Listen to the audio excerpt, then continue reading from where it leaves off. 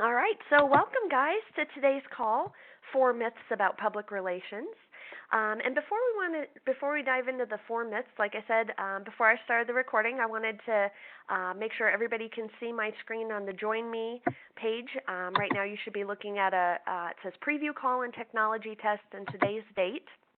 If you want to follow along and you're listening on the phone, you can access these same handout and slides if you go to rwdigest.com/4myths PowerPoint handout.pdf.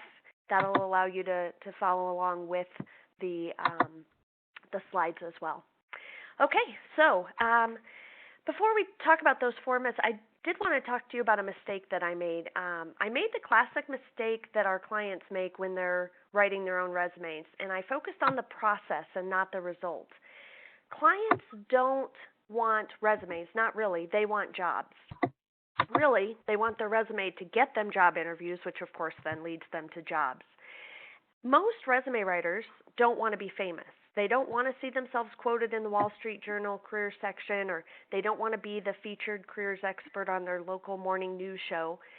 What you want, really, is to draw prospective clients to your career services business, giving them confidence in you as a resume writer, and, of course, in turn, then confidence in the fees that you charge. It's really more about the results and not the process. Scroll up here on my little screen here. My biggest mistake. There we go. So it's like I just said, it's about the results and not the process. And when Sean, who's my older brother, and he has more than 20 years experience in PR and journalism and broadcasting, when he and I put together the idea for this Feed the Media webinar series, it was those kinds of results that I had in mind. And I should have focused more on that in coming up with the name for the series, because I realized most resume writers don't really understand what public relations is and how to do it. So on today's preview call, which is also serving as a technology test for those of you who haven't used the JoinMe webinar system before, and me, it's only my first time presenting myself and second time using it myself. I wanted to do a technology test. But I wanted to dispel some of the common myths about public relations so that we could do two things on this one call. So let's start with the first myth. I'm going to scroll up here so you guys can see it. So myth number one is you only need to pursue PR if you want to be famous. And I already talked about this a little bit already, but it's the biggest myth that's out there. Now, you guys have probably heard of the Oprah effect, right? Do you guys remember the Oprah effect? Back when Oprah had her daytime show, every book author wanted to be featured as part of Oprah's book club because being picked guaranteed a bestseller for them. And Oprah also launched the careers of Dr. Phil and Dr. Oz. But you don't have to want to be that famous to pursue public relations. Instead, I want you to think about other kinds of results that you can get from public relations. Simply put, in its most simple definition, public relations is really about building your platform. The more opportunities that you have to get in front of people who might be in need of your services, the more likely they are to choose you. And there's plenty of other ways to get in front of job seekers, including building your own platform. And I've done a lot of trainings on that, of course, in the past about how to do that as well. But it's really about the opportunities that you have to increase your visibility. And then, of course, the more opportunities that you have to do that, then the more likely you are to get in front of people who are in need of your services, and the more likely they are to choose you. So there's plenty of other ways to get in front of the job seekers, either using conventional media or your own platform. And one of my favorite books on the topic is actually called Platform. Some of you guys may have heard of it. It's by Michael Hyatt. Has anybody read that? No, I haven't. Nope.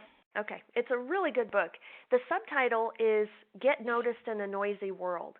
And really that's the biggest challenge that we have, because we live in a world where we are constantly bombarded with stuff, advertising and content and just noise. There's just so much going on, it's hard to get people's attention. And that brings me to myth number two. Scroll up here. So myth number two is it's all about getting on TV and or radio and in the newspaper, and I would add magazines to that as well.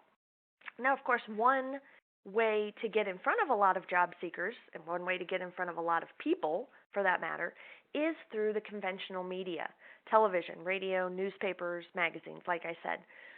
These are an established platform. They already have readers and viewers that pay attention to them. And so if you can get these kinds of media outlets to cover you, it's like shooting fish in a barrel, so to speak. Depending on whether the demographic profile of that media outlet's audience matches the kind of clients that you want to attract, even a single media appearance could make a huge difference in your business. But you don't have to go to USA Today to get results. In fact, you don't even have to get in your local newspaper to attract new clients. One article in a small niche publication could have the same impact for you. And you guys have heard me talk about, working within a niche in previous trainings. Because again, if you can be very focused in how you target your clients and find out where they hang out, and especially, what they read and what they pay attention to both offline and online, it can be very easy then to get in front of them.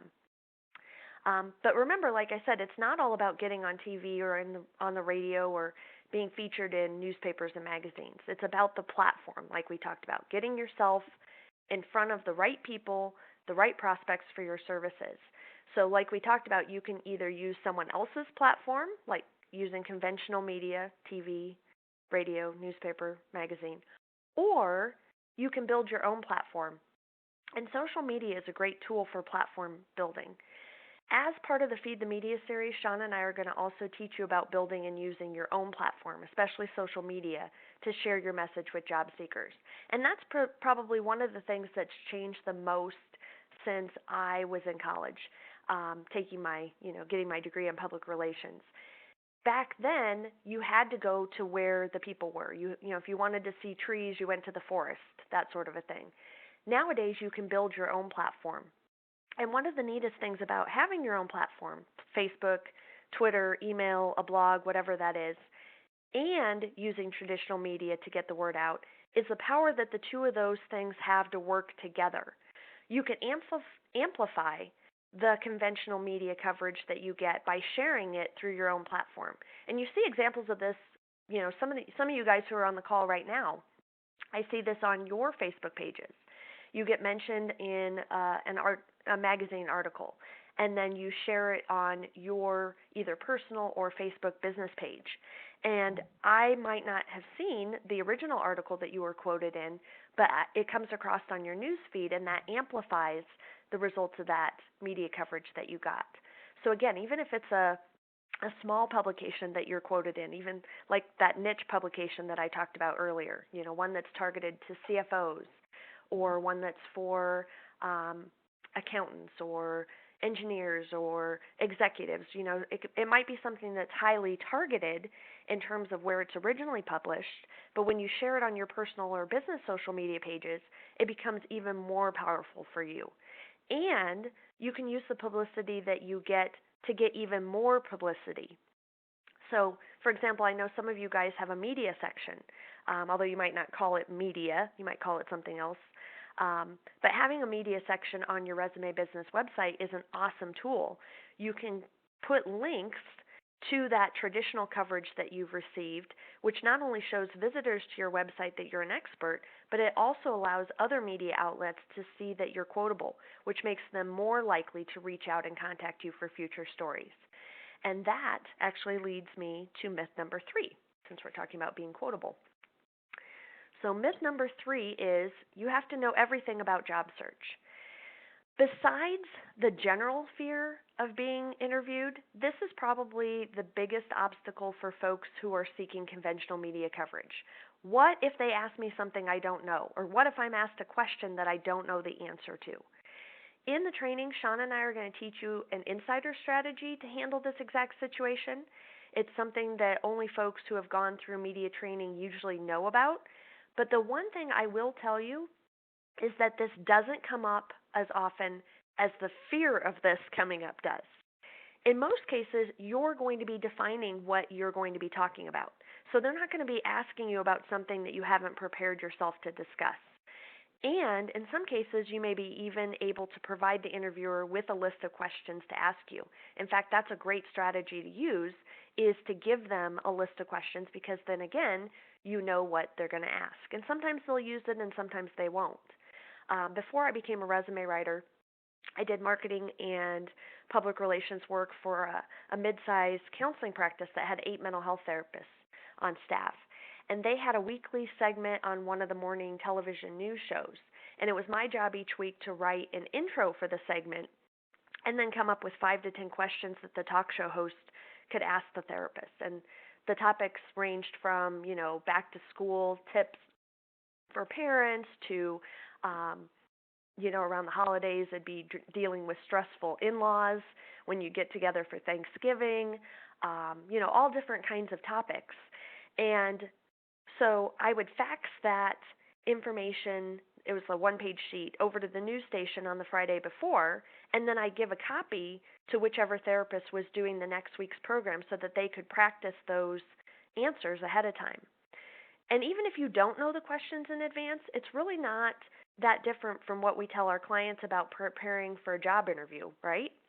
You can guess probably, 75 to 80% of the questions that you're going to be asked. So practice answering those. And Sean and I are going to teach you some tips about how to make the most out of your interviews through key messaging and talking points and things like that. But it's not as scary as you might think, and you really have more control over the process than you know. But that's one of the myths that a lot of times people, it keeps them from pursuing it because they're worried that it's ambush journalism.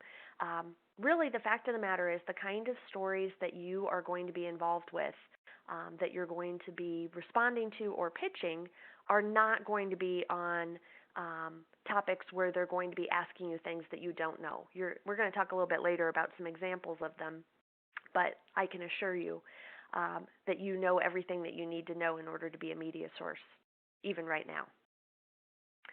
So the fourth myth is that the media doesn't want to talk to me. And I touched on this subject a bit in an email that I wrote to promote the Feed the Media webinar series. As a resume writer, it always disappoints me when I see misleading or sometimes even blatantly false information that's published about the job search. And this can include anything from recruiters saying that the resume is dead.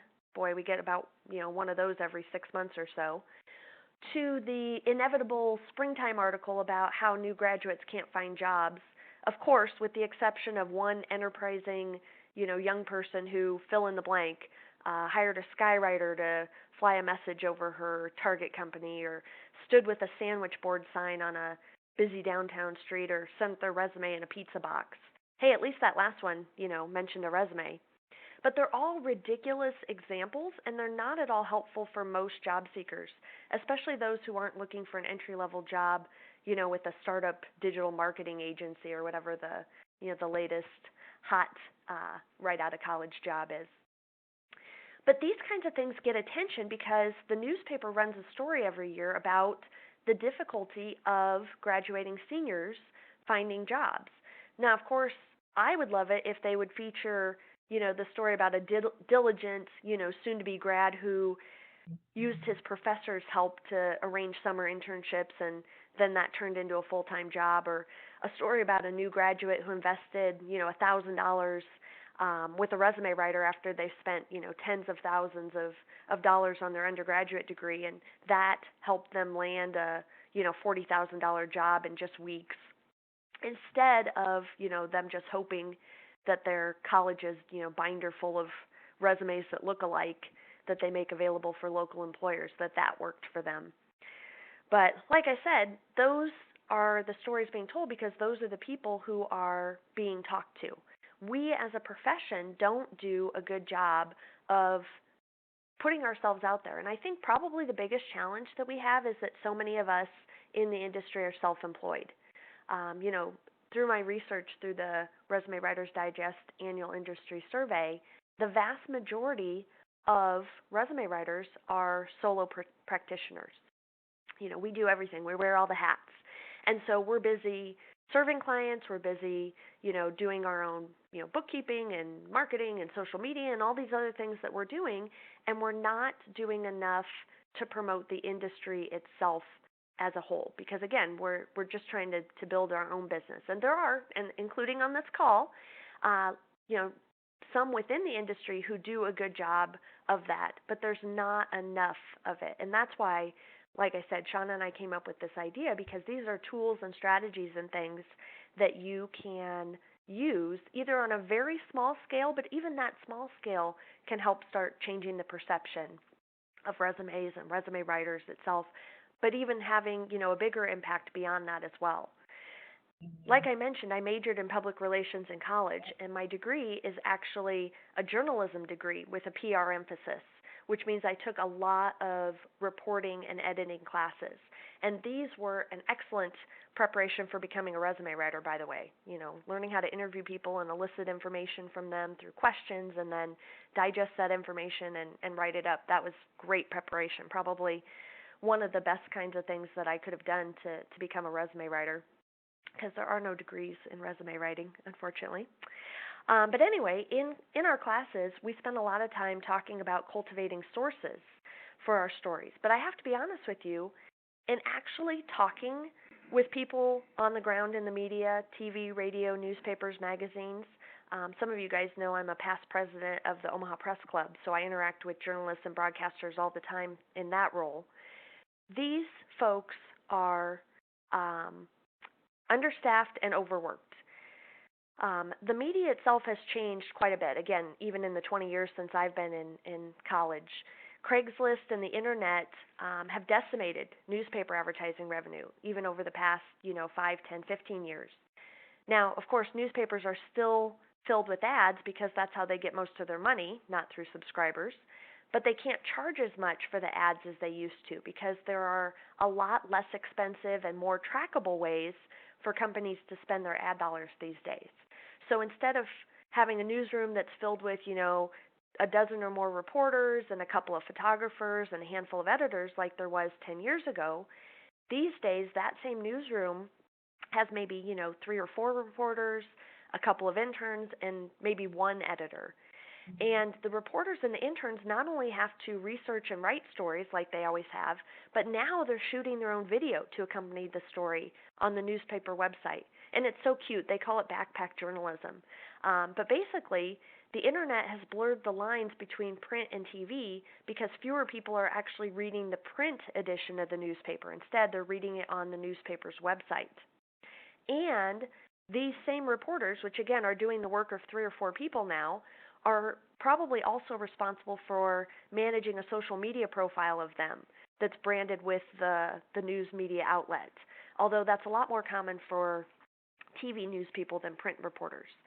For example, Mike McKnight, WOWT, you might see that he has his own Facebook page and profile. And so he's responsible for putting, his stories and amplifying them in the same way that we were just talking about you can do with your stories.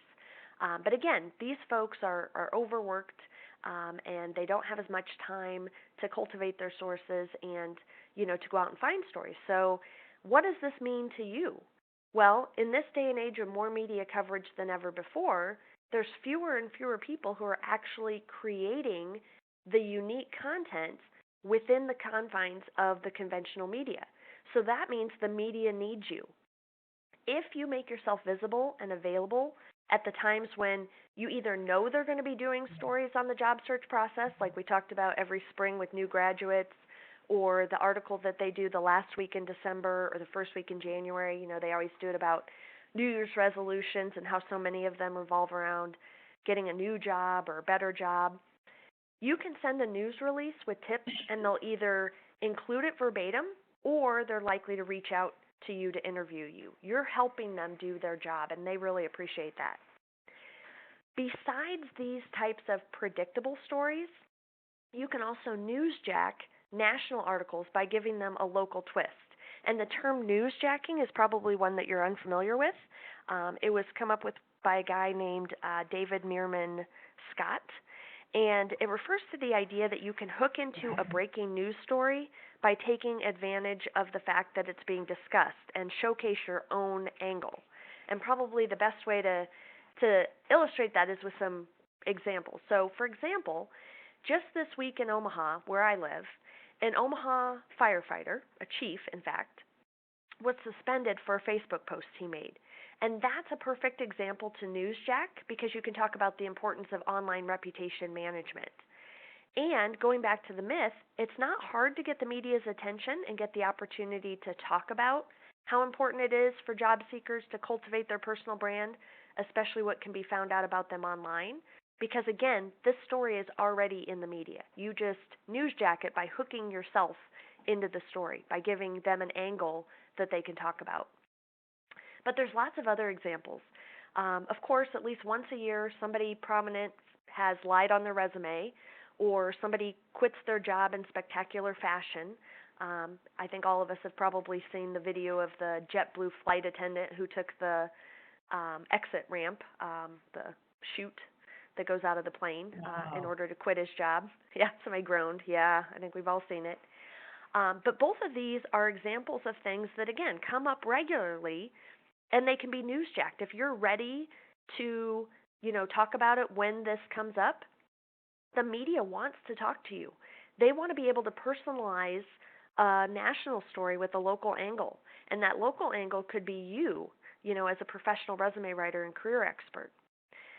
Sean and I are going to give you some other examples of topics that can be newsjacked and practical ideas for exactly how you do that during the training calls that are part of the Feed the Media webinar series starting next week. Now, I know many of you on the call today are already registered for one or all of the training calls, but I did open up registration for today's preview and technology test call to colleagues who are interested in learning more about the topic. So I did want to give a plug for the program before I answer any questions you have, okay? So here's the details. So the Feed the Media webinar series starts next Tuesday, August 9th. It's from 10 to 11:15 Central Time, and those of you guys who've been on my trainings before, I have given up trying to give other time zones because it's too difficult for me to make those conversions and keep them standard. Any of you guys who've been in my Get Clients Now program have received an email where I've given you the wrong time at least once.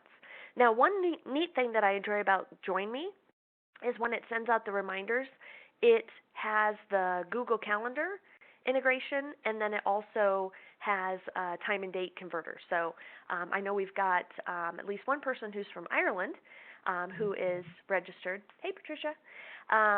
And so I didn't want to try and say, it's this time Eastern, this time, Central, Pacific, whatever, because we've got at least one international person, and I would totally mess it up. So like I said, 10 to 11:15 a.m. Central Time. We can help you figure out what that is in your time zone. The first training call is about getting started, the who, the what, the when, the where, the why, the 5 W's that, again, I learned back in college in journalism.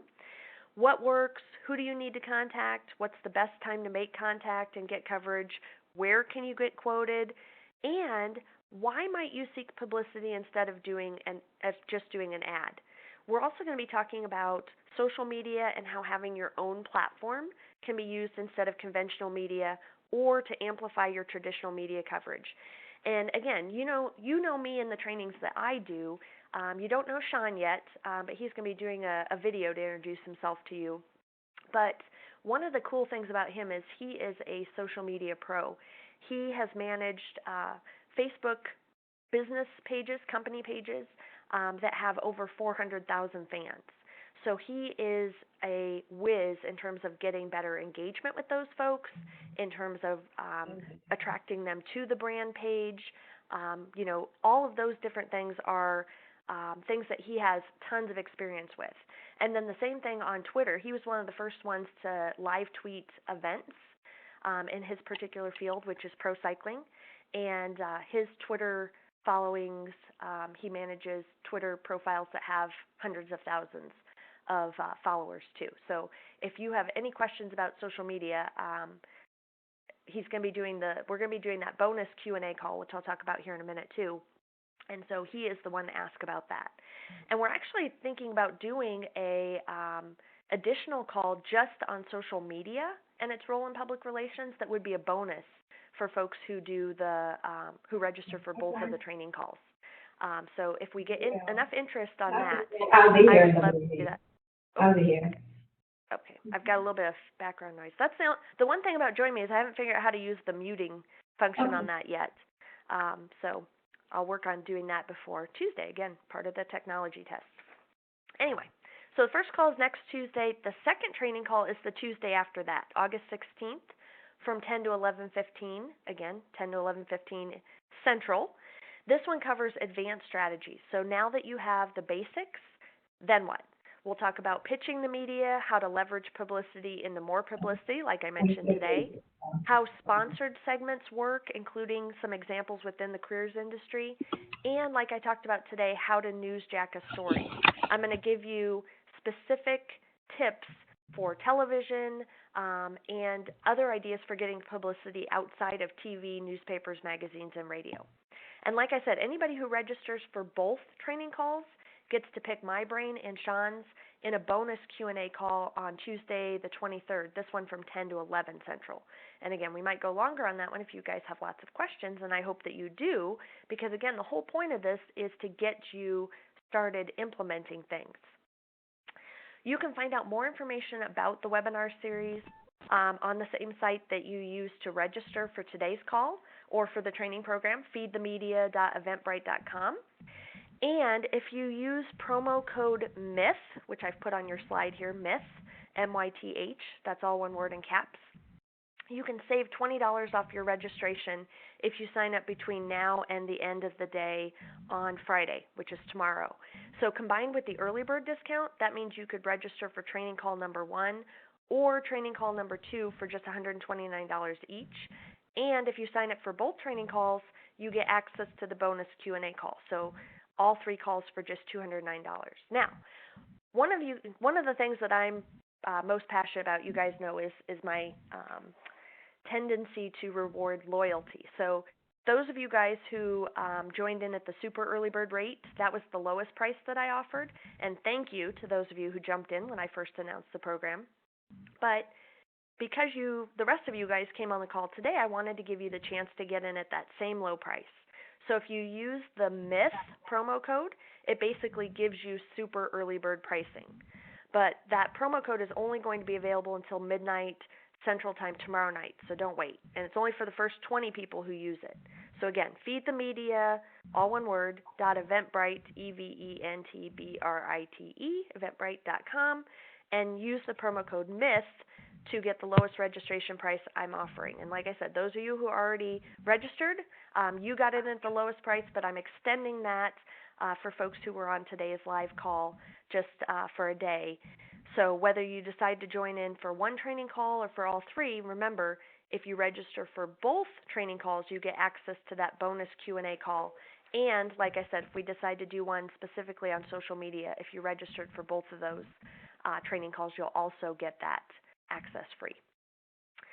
Going back to my biggest mistake that we talked about at the beginning, like I said, I should have made it more clear that although we're talking about public relations, that's the tactic and not the result.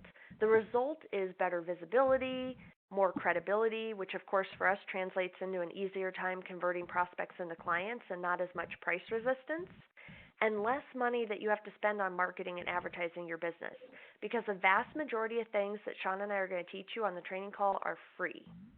So the end result from your public relations efforts should be more clients and more money.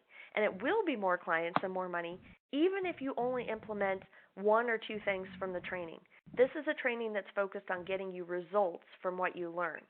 So whether you're looking for more one-to-one clients, or you want to promote your blog or a book or a membership program, or if you want to recruit more members for your LinkedIn group or an event or any other program that you're offering, or if you just want to increase your visibility in your local market or within a niche you serve. Or I'll add one more thing, if you want to help us as an industry combat that spread of misinformation that's out there, that's being spread by, probably well-intentioned recruiters, but ones who only see the job search from their point of view. If we want to help combat those, blatant misinformation or even, again, the resume is dead lie, we have to do it one of us at a time. And public relations, including conventional media and social media, is a highly effective and inexpensive way for us to get those kind of results, either for ourselves or, like I said, for the industry. And remember, results are what we and our clients are after. Got a lot of background noise here. Like I said, I'll figure that out before Tuesday's call. That's why part of this is a technology test.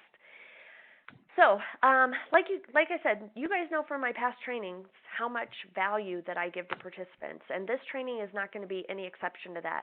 It has checklists and cheat sheets and templates. Sean and I have been working on them nonstop for the last 3 weeks, in between resume clients and cover letters that I've been writing, that'll help you implement these ideas. But it's not going to be much use to you if you aren't going to put it to work for you. So we want to make it as actionable as we possibly can. So that's why we're focusing on providing a lot of resource material along with the calls so that you can not only learn how to Hi, do Bridget. it. This is Marie Zimenoff calling you from a Strategic Advantage. Yes, I'm ready to answer the questions that you guys have. So what's up, Marie? I'm doing well. Is this still a good time? We're perfect. finishing. So we were going to talk through your, we're looking Marie, to make a career change. Marie? Oh, I wonder if I'm getting a recording. Marie? Are you there? I'm not entirely sure how to disconnect a particular thing here. Go. Okay, there we go. All right, so anyway, guys, I am ready to answer any questions that you guys might have, either about what I've talked about today in terms of myths, or questions you might have about the program, or just anything else that might be related to this topic. Hi, Bridget. It's Tracy. I'm really interested in that extra one, too. You said you might throw in for those of us who got in on both the calls at the very end. That sounds amazing. I'm super excited about all this. It just sounds wonderful. Great.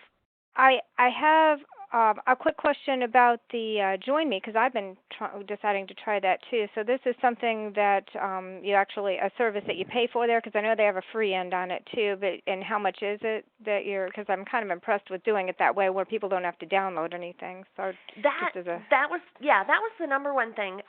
John and I in particular hate Flash and Flash plugins and that sort of thing. And most of the webinar providers that are out there, GoToMeeting, GoToWebinar, those sorts of things, it requires folks who get on the call to have to download something. And that's where you start to get into not only a lot of technology and hand-holding, but again, I don't want to be doing anything that's going to potentially, introduce a virus into somebody's, life system that they use. So JoinMe is one that is I found to be very user-friendly, both as a presenter and as a participant. And so I first used it when I taught a class for the NRWA, and that's when I first got involved. And yes, you're correct. There's 3 different ways to use the JoinMe platform. There's a free version that you can actually use even working one-to-one with clients. Now, I haven't done that myself. I still work one-to-one with clients primarily over the phone, and then they email me their stuff. But if I wanted to, I could do the same thing that we're doing here today, which is we could go through their resume by me sharing my screen. And we can also use a whiteboard. There's a whiteboard part of it too that you can actually, like write on and draw on, that sort of stuff. So the free, I didn't know version, That's right. Yeah, it's really cool. The free version of the process, I just pulled up the JoinMe website, allows you to meet with up to 10 people simultaneously. So you could use it, again, one-to-one with clients, or if you were doing small group coaching or you had a job club or something like that, you could do that as well. And like I said, there's no cost to that. And then you can do 5 video feeds. Now, I've been talking to my my rep at JoinMe about how this works, because I wasn't really sure. But basically what he told me is that you can do, like 5 people could share their screens. You can pass the presenter role back and forth from different people. So if you were doing, like when I do my Get Clients Now group, it would be really cool. I'm looking at doing the next one in the fall where we would do it through JoinMe, and then people could put their, if they keep their tracking sheet on their computer, I could pass the role over to them, and then they could show us, like their action worksheet or that sort of thing. Sure. But like I said, that's the free option, and like I said, it doesn't require any specific technology on the part of the job seeker, which all of us know a lot of the job seekers that we work with aren't particularly tech savvy on this side of stuff. They can email, they can use Word and that sort of stuff. But again, something like, GoToWebinar where they would have to download and install something might be too overwhelming. So this is a great thing. And they can access it on not only their laptops through most any browser, but I'm running the presentation today on my iPad, and you can also do it on your iPhone or Android device. So again, it gives you a lot more flexibility in terms of how you access it. So I really like that part of it. Now, I'm using the Pro version, which is $20 a month if you buy it annually. They have a free trial period, which actually I'm using the free trial right now, and it's fully featured. But what that gets you is everything that the free version has, but you can have more people on the call. So I could have up to 50 people on this call, and up to 10 people can share their screen if I wanted to pass over presenter control. And then it has some additional customization. But basically that's more of the, the meeting or the group structure for it. And then they I'll have to check into it again. I've used the free version for years and years here. I've actually off and on used the free version, but I haven't really looked at it for a while, and I need to look at it again because it sounds like they've made some wonderful enhancements with it. Yes. And like I said, especially if, you guys all know that I talk a lot about passive income and recurring revenue. And so being able to do things that are not one-to-one, but they're more one-to-group is something that I think is valuable for us. And again, another way to use your platform. I did the training on Facebook Live last month. You could do the same thing. You could do a free JoinMe webinar on a career-oriented topic. And in fact, one of the pass-along materials packages I've been trying to finish for about 3 months now is a done-for-you webinar or teleseminar on salary negotiation, so that we can teach folks the basics of salary negotiation, and do it in a either an event format like teleseminar, webinar, workshop, that sort of thing. So it has the handouts and slides and script and that sort of stuff. I'm trying to finish that. Anyway, this would be a great platform to offer that. You could do it as a free introductory thing and either use it as a lead generator, or you could offer it to your clients. Folks that have signed up for your, top package get access to a monthly program that you do, and so you could use JoinMe to do that. So I really like it. Like I said, this is my first time doing it solo, and I'm learning. And like I said, I'll figure out some of the other features here pretty quickly. But so far so good. So thank you, Tracy, for asking about it. I'm real excited about this. It'll be a wonderful program. Looking forward to learning a lot about how to get more exposure, and I'm not a bit afraid about being out there. If I can get some gigs doing, any interviews and things like that, I'm happy because I love your email that you sent through that showed that, we do have to spread the word that you really do still need a resume. Yeah, that one article that had 80,000, up almost to 80,000 views, and it's like, come on, any one of us could do that. I love the QR code on a cupcake thing. Come on. Oh my gosh, I know. Like I said, skywriters, QR codes on cupcakes, all of these crazy, one-offs get the attention. It's like that is not how 90% of people get their jobs. So, like I said, we've got to do something to combat that silly misinformation. But it starts. Well, and I've been on Amazon a while back, and I saw a book that was targeted in the title specifically for your younger generation, the millennials, and all of that. And people were on there just kind of starting to rave about it because they were like, well, finally it's targeted just to us. And it was really just information that's generally targeted to anybody, but because it said so in the title, everybody thinks it's the newer stuff for the younger generation or something. So I think a lot of it's how it's packaged, too, obviously. You are preaching to the choir. And like I said, that's one of the great things about pass-along materials is if you target the pass-along materials to a specific niche, again, all of that information becomes suddenly mind-blowing. It's like, oh, wow, for career changers, for, moms returning to the workforce, for accountants. It's like, oh, they're talking to me. Well, no, these are strategies that work, but they will work for you. So you're absolutely correct. Like I said, the targeting part helps with getting through the noise. And like I said, that's the hard thing. They could find that same information in any job search book probably, but it's hard cutting through the clutter until you speak to them individually. So that's and there's all kinds of things that people can do, backdoor approaches and all kinds of things that I go over with my clients, and they're like, sounds like they're watching fireworks. They're like, ooh, wow, It's like, I never realized we could do all. Yeah, you can do all this stuff, and it works, Exactly. So I won't take up any more of your time. I'll let somebody else talk. Perfect. Any other questions from anybody? All right. Well, I'm going to go ahead and wrap up because, like I said, I also try and be respectful of everybody's time. But I just wanted to remind anybody who might not be signed up yet for the training calls, you can still take advantage of the lowest pricing that I'm offering with that promo code MYTH. If you would go to that same page that you signed up for today's preview call and just choose your ticket options. And, of course, if you have any questions, you can always send them to me, bb@bearesumewriter.com. And probably after that first training call, Sean and I will send out a survey and see if people are interested in one that's social media specific. Because, like I said, he is probably one of the smartest people that I know about not only, again, like we talked about, engagement and recruiting fans, but analytics. He is great at helping you read the analytics, and being able to do this on JoinMe, he can show you the back access, to the Facebook analytics and the Twitter analytics and how to read that. So that's something he and I had talked about. And like I said, if you guys are interested in that, we will inquire as to your interest in attending a session specifically on that, and we can put that together too. So yeah, that'd be thank great. you guys. Yep, thank you guys today, and we'll see lots of you guys next week as we start the actual webinar series. So have a great weekend. Thanks. Hey, Bridget. Yeah. Tracy again.